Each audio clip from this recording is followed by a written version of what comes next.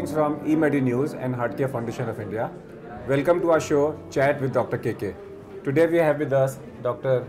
Rakesh Gupta, who is internationally known cardiologist, echocardiographer, and he is also the organizing secretary of 64th Cardiological Society of India Annual Conference. So welcome to our show.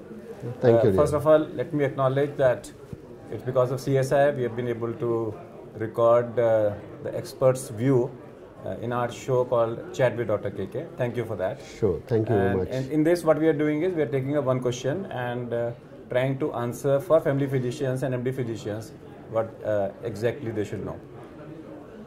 My specific question will be that of late everybody is talking about contrast echo. In contrast echo we have two. We have contrast LV opacification and second is contrast myocardial echo. Both are now available in our country. So we will spend some time in each. So first of all is, as far as contrast is concerned, when should we do contrast echo as far as LVO is concerned? Well, I believe the most important indication of doing a contrast echo for LV opacification is whenever the echo window is poor. Which is approximately 20% of the cases.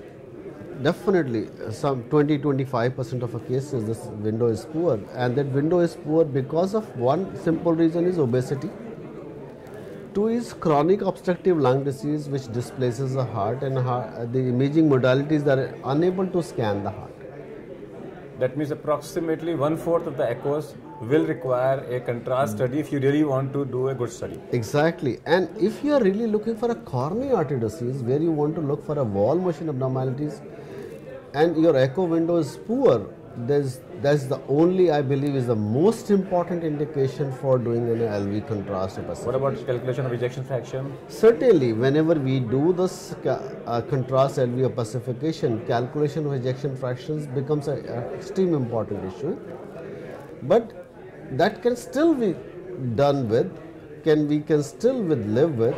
But if we happen to have a wall motion abnormality which is not seen and is missed without a contrast, and person is having a chest pain, and that is, I believe, is the most important indication for LV opacification. So in ER, emergency department, where a patient comes with chest pain, there will be a definite role of LVO. Yes, 100% we always say that we are at par with the Western or European countries. I'm sure we are not in certain definite places, and this is one place like utilizing a myocardial contrast echo right in emergency ward when the person comes with a chest pain.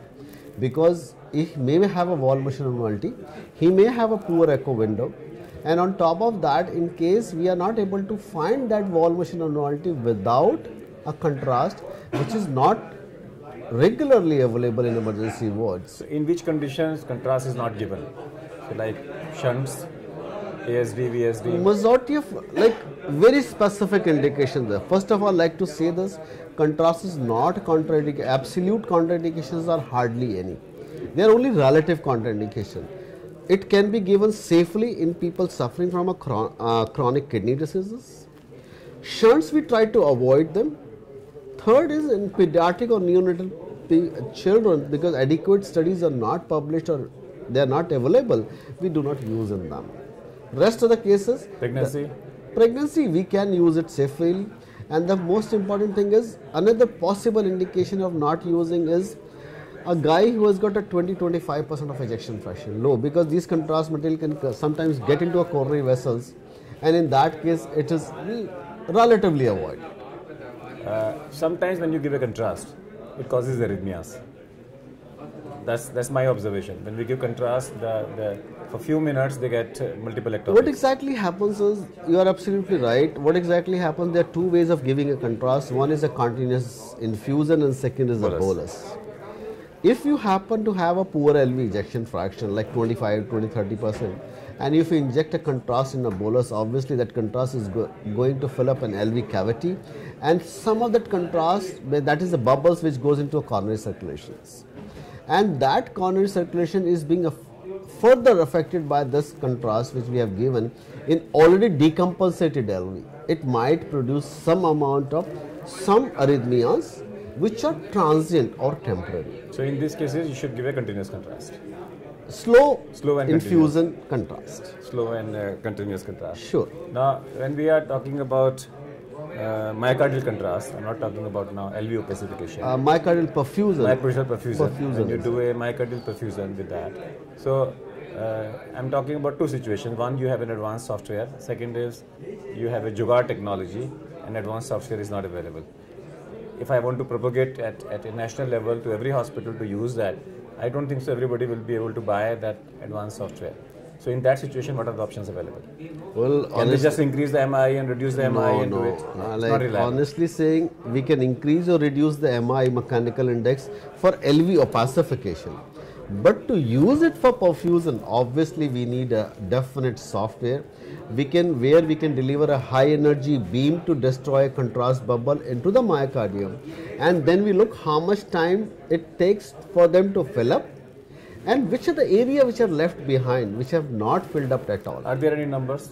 Which beat we see? It's normally 8 to 10 cycles. All the segments should have been filled up, except for basal posterolateral wall, which is, as said, some gray areas are present in all imaging modalities. So is a gray area for myocardial perfusion in basal posterolateral wall. And there, we do not consider any significant value for basal posterolateral wall if they are little delayed opacified. But say about 24 after delayed also, if you suppose you find that there is no opacification. No, then after delayed is no opacification, certainly it's an abnormality. It's an abnormality. What about exercise myocardial perfusion? Well, exercise myocardial perfusion. There the numbers are different. It has to be the beats are not 8 to 10. No, beats are not 8 to 10, and it could be lesser number, but not many studies are truly published in exercise myocardial perfusion. And to tell you very honestly, till date, myocardial perfusion studies are not utilized as a perfectionist method for detecting all over the world. All over the world. And what about with dobutamine? Dobutamine, yes. If we are using a dobutamine infusion without a contrast, I am saying it. If I am using a dobutamine infusion without a contrast for dobutamine stress echocardiography, is a very well accepted technique. No, with myocardial contrast. Certainly, yes, with myocardial, with myocardial contrast for LV opacification is okay, but again for perfusion is not universally accepted, and it's not been approved till date by FDA even. Okay, the FDA has not recognized it as a part. Definite LV opacification for valvations, yes. 110%. Everybody agrees word over. Little bit different in the European side. European people, they still feel the perfusion is acceptable. But do you feel for dobutamine stress echo again the contrast LVO should become a routine? Yes, dobutamine, if poor echo window is present, certainly yes, it should be a routine. If you have poor echo window, if you take my word, I must have done close to 100-150 studies in my lab itself, what to talk of anybody else. And that gave me wonderful results. I have a couple of studies where like a guy who had a stroke, his LV was not seen, and when we gave a LV opacification contrast, take my word, his 1/3 of LV apex was covered with or layered with a thrombus. Which otherwise would have been impossible. Absolutely. You know? Now we come back to other than the academics. What are your hobbies? My hobbies, believe my words. Some guys, they do something, some guys do something. If believe my words, what's my hobbies is only two, is workaholic, and workaholic. So you are a workaholic. I'm absolutely a workaholic, and whenever I get a time, I would like to go and sleep at least for 5 hours. So if the Prime Minister calls you and asks you to change a policy in cardiovascular disease, what will you do? Prime Minister asked me to change the cardiovascular policies, believe my words. One policy will be your priority will be? One policy is exercise. Exercise. So you will make exercise compulsory, mandatory. Practically everybody, and avoid saturated and trans fats completely from your diet. So out of the two, will you be banned trans fat on the day one? Right now, yes, because so in your conference trans fat is zero. Is this a conference zero trans fat? Absolute zero trans fats. That's my top priority. We have been using this olive oil in our conference today. Till date, we have used olive oil in our conference today. Okay, for a cardiopulmonary resuscitation, there has been a recent change that you go for only hands-only CPR. No mouth-to-mouth resuscitation is required. Within 10 minutes of death, earlier the better. At least for the next 10 minutes, compress the center of the chest with a speed of 10 into 10, that is 100 per minute. What are your views spreading it to the public? Well, we should have more and more of awareness classes. Like I say, as a cardiologist belonging to Cardiological Society of India, I always like to have a public health awareness program or a heart awareness program or a resuscitation programs.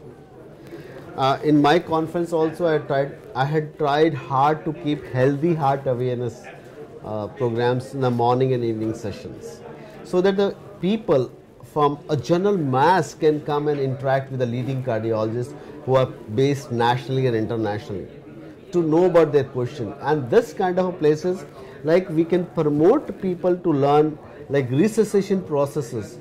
It has to be done by a common man, not by a cardiologist, not by a physician, not by a doctor. Any guy who is a technician, who can become a technician, has a zeal to learn this particular modality, they are the best guy. And it should be learned by, I say, practically everybody, because incidents can happen anywhere, maybe in a train, bus, airport, office, conference, seminars, on a road. So all of us should know how to resuscitate. And as a cardiologist, I would like to say it again and again, please learn this kind of a modality. Ask any of your doctor friend who knows each and every bit of it. It is only a matter of 5 to 10 minutes, at least to know basics of this resuscitation process. So what Dr. Rakesh says is that if he becomes a policymaker, he will ban trans fat with one stroke on the same day. And he said whenever he organizes a conference, he makes sure that trans fat is not served. Thank you very much for being here. Thank you, Dr. KK. I'm really obliged for your all kind support to my conference, and I would like to say on record that I had one of the main support in my conference was Dr. KK Agarwal, and I always say, long live Dr. KK Agarwal. Thank you. That's all for today. We'll come back with one more show. Till that, goodbye. Thank you.